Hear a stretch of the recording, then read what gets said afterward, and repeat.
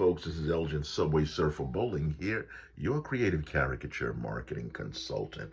I'm doing some Thanksgiving cleaning with my bad heart, my bad back, my bad leg, but I'm doing it because we got guests coming over. And speaking of Thanksgiving, if you are a visual artist, as I am, then you need to get started, if you haven't already, on hitting up churches, especially classrooms, especially for Thanksgiving. What I used to do years ago, I used to go crazy on Thanksgiving because that's the time that kids are bringing home these cards that they make in elementary school for their parents.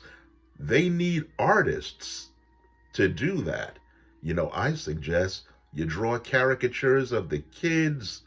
You have a space where the kid can draw some feathers on you or draw a turkey or an apple pie, whatever, so they can color that thing in and give it to their mom. It's easy. It's so easy to do.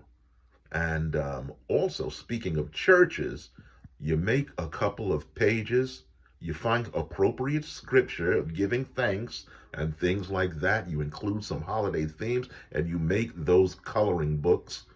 Approach the pastor of the congregation to fund this. I got $500. And just do it.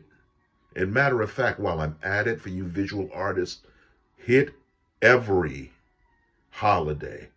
For the Christian church, especially Christmas. But don't stop there. Hit Hanukkah. Go to the synagogues. Read up on Hanukkah.